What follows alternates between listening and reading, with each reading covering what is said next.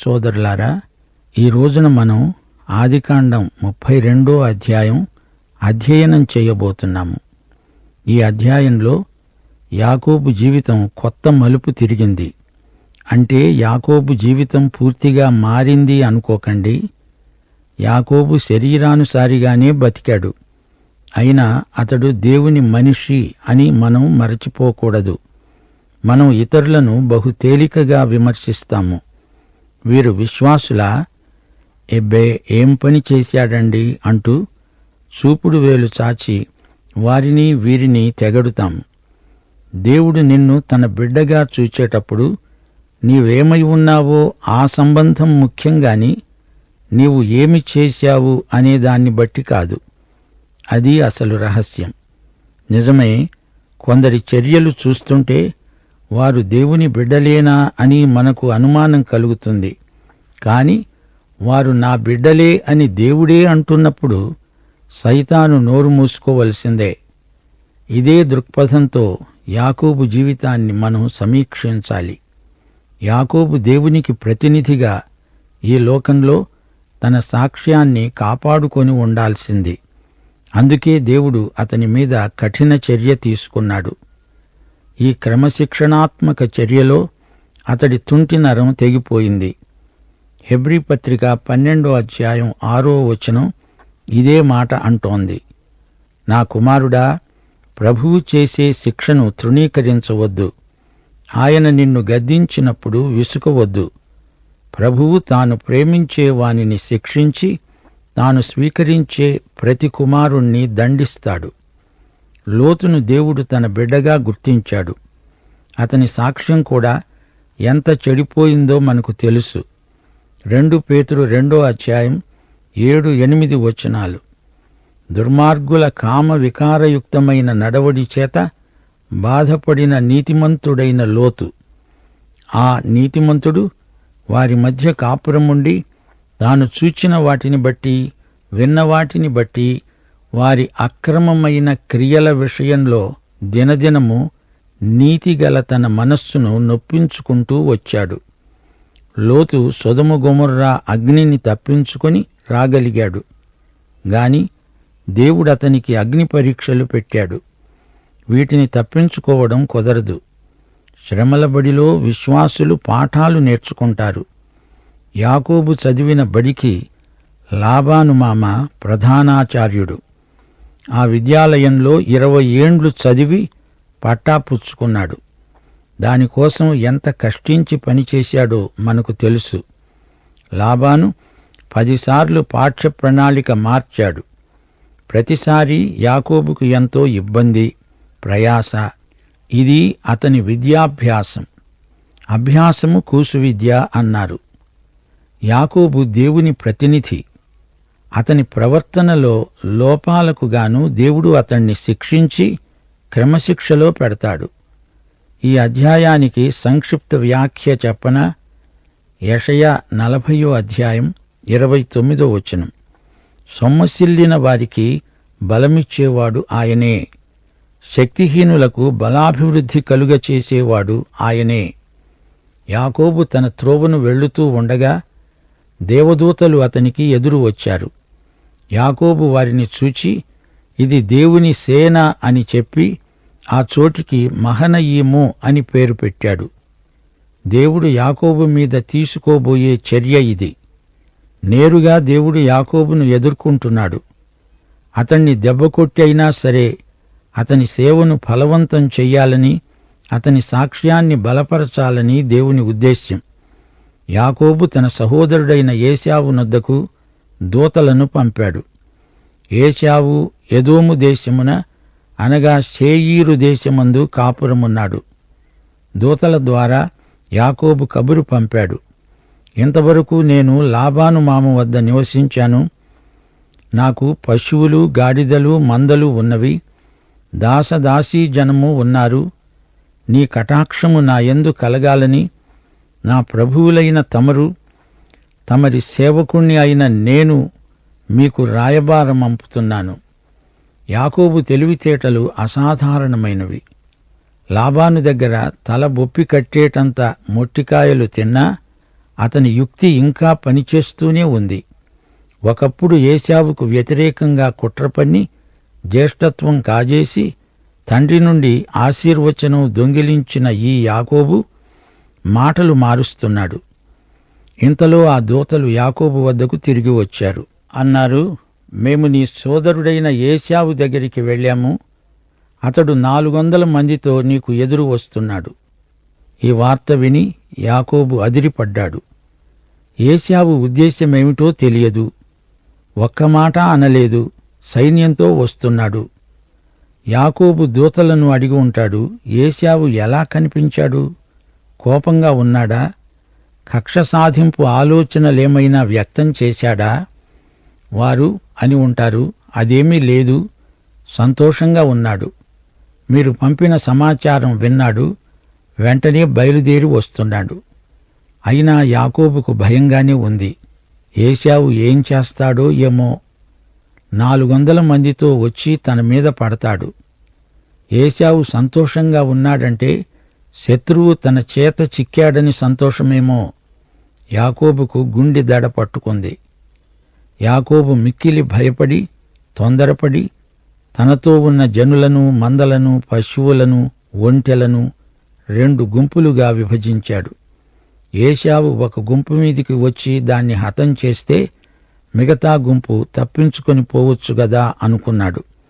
యాకోబు ఏశావు మూలంగా ఏదో కీడు కలుగుతుంది అని శంకించాడు. అందుచేత అందర్నీ అతడు హతమార్చకుండా ఇదో ఉపాయం, వీరిని 2గా గుంపులు చేశాడు. అతడు వచ్చి పడితే ఆ 2వ గుంపు తప్పించుకొని పోవచ్చు. 9, 10 వచనాల్లో యాకోబు దేవునికి ప్రార్థన చేస్తున్నాడు.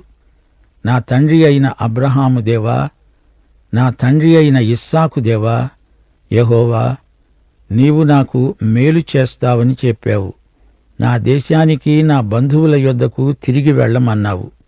యెహోవా, నీవు నీ సేవకునికి చేసిన సమస్తమైన ఉపకారమునకు, సమస్త సత్యమునకు అపాత్రుడను. ఎట్లనగా నా చేతి కర్రతో మాత్రమే ఈ యొర్దాను దాటాను. ఇప్పుడు నేను 2 గుంపులయ్యాను. నా సహోదరుడైన ఏశావు చేతి నుండి దయచేసి నన్ను తప్పించు. అతడు వచ్చి పిల్లలతో తల్లిని నన్ను చంపుతాడేమో అని అతనికి భయపడుతున్నాను. నాకు తోడై ఉంటానన్నావు. నిశ్చయముగా నాకు మేలు చేస్తూ విస్తారమవటం వల్ల లెక్కింపలేని సముద్రపు ఇసుక వలె నా సంతానమును విస్తరింపచేస్తానని సెలవిచ్చావే. చూడండి, ఇక్కడ యాకోబు తన పూర్వీకుల పేర్లు ఎత్తుతున్నాడు. ఇతనిలో గొప్ప మార్పు వచ్చినట్లు కనపడుతున్నది. దేవా, నీవు చేసిన మేళ్లకు, నీ ప్రేమకు, కనికరమునకు నేను తగను, అపాత్రుణ్ణి అంటున్నాడు. తన బలహీనతలు, అయోగ్యత ఒప్పుకుంటున్నాడు. తాను పాపిని అని అంగీకరిస్తున్నాడు. తనను గురించిన దేవుని అంచనాతో తను ఏకీభవిస్తున్నాడు. దేవా, నేను పాపిని. ఎప్పుడైతే ఈ వాస్తవాన్ని, అనగా తాను దేవుని కృపను కోరవలసిన వాడే కాని మంచివాడు కాడని గ్రహించాడో, అప్పుడు దేవుడు అతనికి సుముఖుడయ్యాడు. యొర్దాను దాటినప్పుడు అతనికి ఏమీ లేదు. చేతికర్ర మాత్రమే అతని చేత ఉంది. రిక్తుడు. ఇప్పుడు విస్తారమైన ఆస్తిపాస్తులు, దాసదాసీజనం. దేవా, ఇందులో నా స్వాతిశయం ఏదీ లేదయ్యా. నేను వ్యర్థుణ్ణి, నన్ను కనికరించు, అపాయం నుంచి తప్పించు. నీ వాగ్దానం నమ్మదగింది. నన్ను గొప్ప వంశంగా వృద్ధి చేస్తానన్నావు కదా. దేవా, ఈ రాత్రి భయంతో అట్టిట్టయిపోతున్నాను. నాకు ఎటూ పాలుపోవటం లేదు.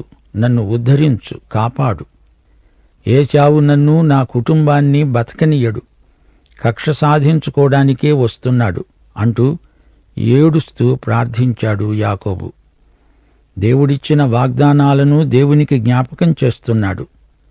హృదయ విదారకంగా విలపిస్తున్నాడు. అతని ఆత్మ సంఘర్షణలో ఉంది. అతడు అక్కడే ఆ రాత్రి గడిపి తాను సంపాదించిన దానిని తన అన్నయైన ఏశావు కోసం ఒక కానుకను, అనగా 200 మేకలను, 20 మేకపోతులను, 200 గొర్రెలను, 20 పొట్టేళ్లను, 30 పాడి ఒంటెలను వాటి పిల్లలను, 40 ఆవులను, 10 ఆంబోతులను, 20 ఆడుగాడిదలను, 10 గాడిద పిల్లలను తీసుకొని మందమందను వేరువేరుగా తన దాసుల చేతికి అప్పగించి, మీరు మందమందకు నడుమ ఎడముంచి నాకంటే ముందుగా సాగిపోండి అని దాసులకు చెప్పాడు. యాకోబు ఎంత దాత అయిపోయాడో! ఒత్తిడి కింద ఉన్నాడు. తన ఆస్తిపాస్తులను గురించి గొప్ప ధారాళమైన బుద్ధి అతనికి పుట్టుకొచ్చింది. అందులో మళ్లీ యుక్తి, మధ్యలో ఎడం, ప్రతిచోట ఏశావుకు కానుకలు, మళ్లీ కొంత దూరం రాగానే మరికొన్ని కానుకలు. ఈ విధంగా ఏశావు కోపం కానుకల వల్ల క్రమేణా చల్లారవచ్చు. మరి ఇంతకు ముందే ప్రార్థన చేశాడు గదా! దేవుని వాగ్దానాలను జ్ఞాపకం చేసుకున్నాడు. దేవుడు తనను కాపాడతాడు, తన వంశాన్ని వృద్ధి చేస్తాడు. మరి ఇప్పుడు ఎందుకింత భయం? ఏశావును ఉపశమింపచేయడానికి ఎందుకు ఈ తాపత్రయం? ప్రార్థనలో తాను చెప్పింది జరిగి తీరుతుంది అని యాకోబు నమ్ముతున్నాడా లేదా? అసలు దేవుని మాటను నమ్ముతున్నాడా లేదా?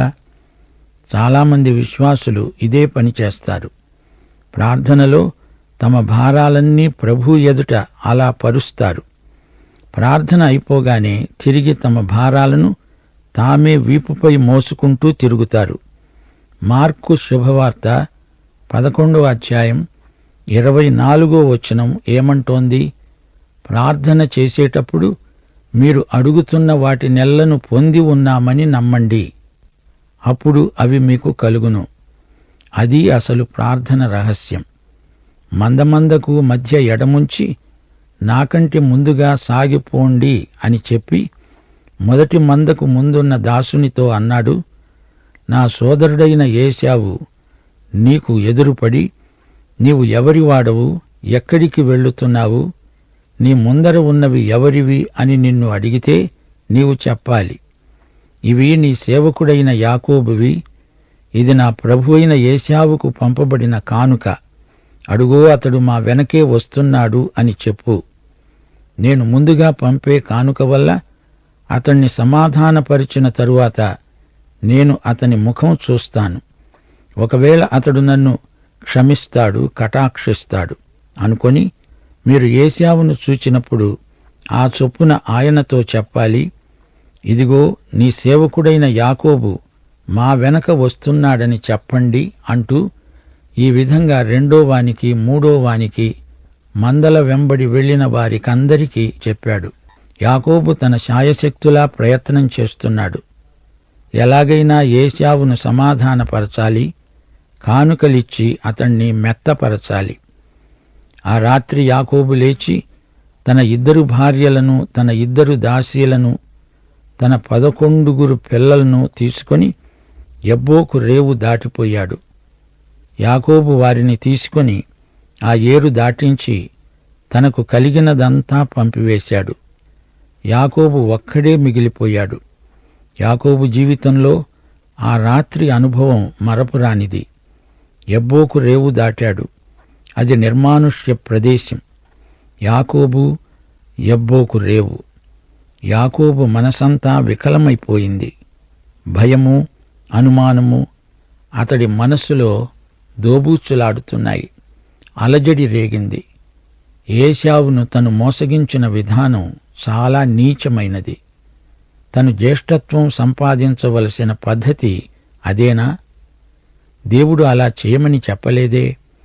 దేవుడు తన సమయంలో సరైన పద్ధతిలో అది తనకు ఇచ్చి ఉండేవాడే.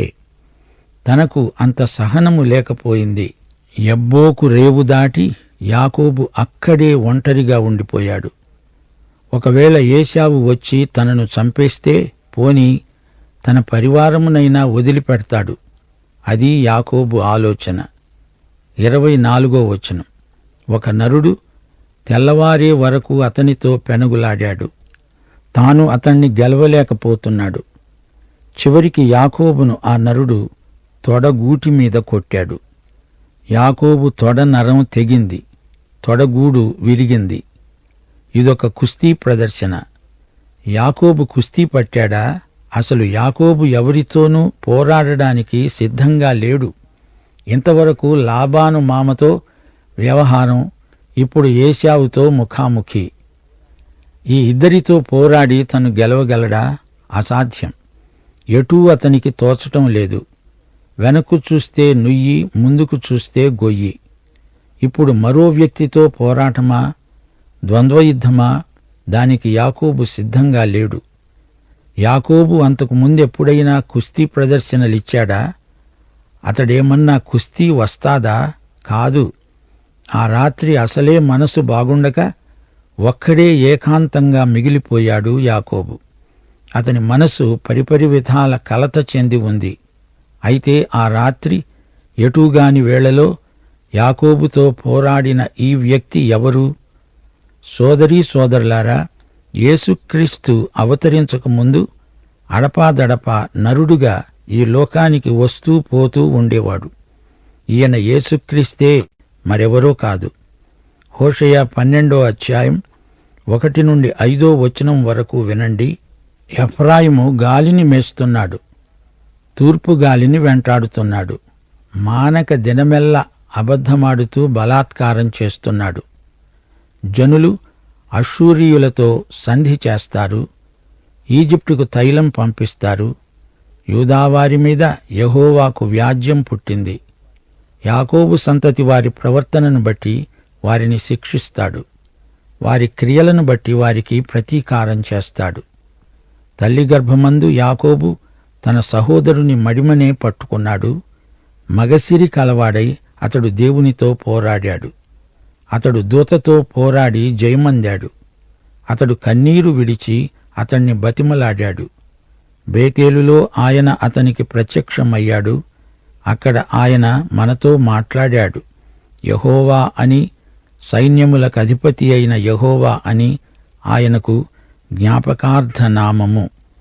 ఆ రాత్రంతా యాకోబుతో పెనగులాడింది ప్రభువైన యేసుక్రీస్తే. ఆయన అన్నాడు, తెల్లవారుతున్నది, నన్ను పోనియ్యి. యాకోబు అన్నాడు, నీవు నన్ను ఆశీర్వదిస్తేనే కాని నిన్ను పోనీయను. నీ పేరేమిటి అని అడిగాడాయన. అతడు యాకోబు అని చెప్పాడు. యాకోబు కుస్తీ పట్టు పట్టటం లేదు. ఆయనను గట్టిగా పట్టుకొని విడవటం లేదు. దేవునితో పోరాడటమా? అది అసాధ్యం. దానివల్ల తనకే గాయాలవుతాయి. ములుకోలకు ఎదురు తన్నితే ఎద్దుకే గాయమవుతుంది. ఈ సంగతి వృద్ధుడైన యాకోబు మహాశయునికి బాగా తెలుసు. దేవునికి లోబడాలి, ఆయనను గట్టిగా పట్టుకోవాలి, పట్టు విడువకూడదు. యాకోబుకు యుక్తిలో భక్తి, భక్తిలో యుక్తి. అతనిది విలక్షణమైన వ్యక్తిత్వం. తన పూర్వీకుడైన అబ్రాహాము ఏం చేశాడు? అతడు దేవుణ్ణి నమ్మాడు. అదే అతనికి నీతిగా పరిగణించబడింది. అబ్రాహాము దేవుణ్ణి గట్టిగా పట్టుకున్నాడు, పట్టు విడువలేదు. ఆయన అన్నాడు, నీవు మనుష్యులతో దేవునితో పోరాడి గెలిచావు. ఇక మీదట నీ పేరు ఇశ్రాయేలే గాని యాకోబు అనబడదు. ఇంకా అతడు దురాక్రమణదారు కాడు, వంచకుడు కాడు. అతడిప్పుడు ఇశ్రాయేలు, రాకుమారుడు. అటు దేవుని పట్ల, ఇటు మనుషుల పట్ల అధికారము, శక్తి గలవాడు. ఇశ్రాయేలు. పాతది గతించింది, ఇప్పుడతనికి కొత్త స్వభావం ఇవ్వబడింది. యాకోబు ఇప్పుడు మాట్లాడుతున్నది ఎవరితో? యేసుక్రీస్తుతో. ఆయన అవతారానికి పూర్వం యాకోబుతో మాట్లాడాడు. యాకోబు కనిపించాడు. అప్పుడు యాకోబు, దయచేసి నీ పేరేమిటో చెప్పు అని అడిగాడు. అందుకాయన, ఎందు నిమిత్తము నా పేరు అడిగావు అని అక్కడే అతణ్ణి ఆశీర్వదించాడు. యాకోబు అన్నాడు, నేను ముఖాముఖిగా దేవుణ్ణి చూచాను, అయినా నా ప్రాణం దక్కింది అని చెప్పి ఆ స్థలానికి పెనూయేలు అని పేరు పెట్టాడు. అతడు పెనూయేలు నుండి సాగిపోయినప్పుడు సూర్యోదయమైంది. అప్పుడతడు తొడకుంటుతూ నడిచాడు. ఆయన యాకోబు తొడమీది తుంటి నరము కొట్టినందున నేటి వరకు ఇశ్రాయేలీయులు తొడగూటి మీద ఉన్న తుంటి నరం తినరు, అది నిషిద్ధం.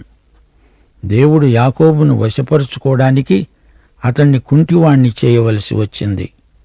యాకోబు ఒక పట్టాన అంత సులభంగా లొంగే మనిషి కాడు. దేవుడు యాకోబు చిత్తమును తోసిరాజని పూర్తిగా అతణ్ణి మరమనిషిని చెయ్యడు. యాకోబు స్వచ్ఛందంగా లొంగిపోవాలి, లేకపోతే తన వ్రేలితో అతడి తుంటి నరాన్ని తాకుతాడు. అది చాలు. యాకోబు నడుములు విరిగాయి. దేవుడు తలుచుకుంటే యాకోబు ఎంత, అతని బలమెంత! యాకోబుకు ఇప్పుడు తెలివి వచ్చింది. నన్ను వెళ్ళనియ్యి అని దేవుడంటే, కాదు, నన్ను ఆశీర్వదిస్తేనే గాని నిన్ను వెళ్ళనియ్యను అంటున్నాడు యాకోబు. దేవుణ్ణి పట్టుకొని వేలాడుతున్నాడు. నిన్ను నేను విడువను దేవా, నీవు నన్ను దీవించు వరకు అంటున్నాడు. అతని జీవితంలో సంఘర్షణ ముగిసింది. అతనిలోని అంతరంగ పురుషుడు బలపడ్డాడు. ఇప్పుడు దేవుని మీద ఆధారపడి జీవిస్తాడు. మనస్తత్వ శాస్త్రజ్ఞులు అంటూ ఉంటారు, మన నరాల పటుత్వాన్ని బట్టి కొన్ని అలవాట్లు మనలో సహజాతములైపోతాయి. అప్పుడప్పుడు పాత స్వభావం తలెత్తినా యాకోబు ఇప్పుడు నూతన సృష్టి. పాతవి గతించాయి, అన్నీ కొత్తవి అయ్యాయి. ఇప్పటి నుండి అతడు దైవజనుడు. దేవుడిప్పుడు అబ్రాహాము ఇస్సాకులకే కాదు, తన తండ్రి తాతలకే కాదు, తనకు కూడా దేవుడు. అబ్రహాము, ఇస్సాకు, యాకోబుల దేవుడు. మనమందరము అలవాట్లకు బానిసలం. అయినా దేవుడు ఈ అలవాట్లను పొరపాట్లను సరిచేస్తాడు. ఎందుకని? మనం ఆయన బిడ్డలము గనుక. యాకోబు తల్లిదండ్రులతో ఉన్నప్పుడు, ఆ తరువాత పారిపోయి వెళ్లి హారానులో ఉన్నప్పుడు అంతవరకు అతడు శరీరానుసారి. ఇక్కడ పెనూయేలులో, యబ్బోకు రేవులో అతని అంతఃసంఘర్షణ. ఇప్పటి నుండి ఈజిప్టుకు వెళ్లే వరకు ఆత్మ సంబంధి అయిన విశ్వాసి. యాకోబు జీవితంలో 3 విభాగాలు: ప్రకృతి సంబంధి, ఆ తరువాత సంఘర్షణలతో కూడిన శరీర సంబంధి, ఆ తరువాత ఆత్మ సంబంధి అయిన విశ్వాసి. కొత్త నిబంధనలో ఈ ఇశ్రాయేలు వంశీకుడే తార్సువాడైన సౌలు. రోమాపత్రిక 7వ అధ్యాయంలో తన సంఘర్షణను వెలిబుచ్చుతున్నాడు సౌలు. సౌలు జీవితం కూడా 3 విభాగాలు, 3 అధ్యాయాలు. మార్పు చెందక ముందు, మార్పు చెందిన తరువాత సంఘర్షణ, ఆ పిమ్మట విజయం. రోమాపత్రికలో ఇది మనము చదవగలం. 6వ అధ్యాయంలోని ప్రకృతి సంబంధి, 7వ అధ్యాయంలోని శరీర సంబంధి సంఘర్షణ, 8వ అధ్యాయంలోని ఆత్మ సంబంధి విజయం. రోమాపత్రిక 7వ అధ్యాయం 24వ వచనంలో పౌలు అంటున్నాడు, అయ్యో, నేనెంత దౌర్భాగ్యుడను! ఇట్టి మరణమునకు లోనైన శరీరము నుండి నన్ను ఎవడు విడిపిస్తాడు? ఇది అంతఃసంఘర్షణ. శరీరానుసారి అయిన విశ్వాసిలో ఇది ప్రచ్ఛన్న యుద్ధం. రోమాపత్రిక 7వ అధ్యాయం 19వ వచనం, నేను చేయగోరు మేలు చేయక చేయగోరని కీడు చేస్తున్నాను. ఇది శరీరానుసారిలో చెలరేగే సంఘర్షణ. రోమాపత్రిక 7వ అధ్యాయం 24వ వచనం, మన ప్రభు అయిన క్రీస్తు ద్వారా దేవునికి కృతజ్ఞతాస్తుతులు. సంఘర్షణ ఇప్పుడు ఒక పీడకల.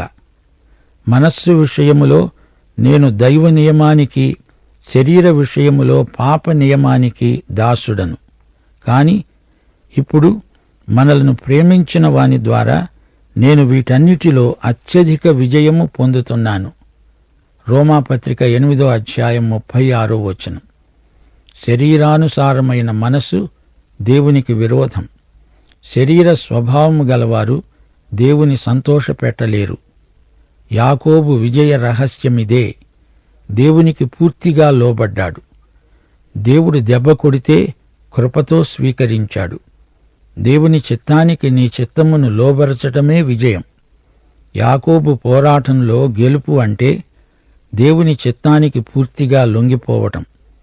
ముగింపులో 1 కొరింథీ 10వ అధ్యాయం 11వ వచనం మీకు జ్ఞాపకం చేయగోరుతాను. ఈ సంగతులు దృష్టాంతములుగా వారికి సంభవించి యుగాంతమందున్న మనకు బుద్ధి రావాలని రాయబడినవి. ప్రార్థన చేసుకుందాం. దేవా, నీ కృప సర్వసమృద్ధము. మంటి పురుగులమైన మానవులము, మమ్ములను స్నేహితులు అంటున్నావు. మా దేవుడవు, రక్తదానమిచ్చి మా నిత్య రక్షణకు కారకుడవయ్యావు. యేసుప్రభు, పాత నిబంధన అంతా నీవే కనబడుతున్నావు. నీకు కృతజ్ఞులం. నేటి సందేశం మా హృదయాలలో సంచలనాత్మకమైన ఒక నూతన క్రియ జరిగించున్నట్లు వాక్య ప్రకటనకు మీ దీవెనలు చేర్చి మమ్మలను ఆశీర్వదించుమని యేసుక్రీస్తు వారి శుభనామమున ప్రార్థన చేస్తున్నాము తండ్రి. ఆమేన్.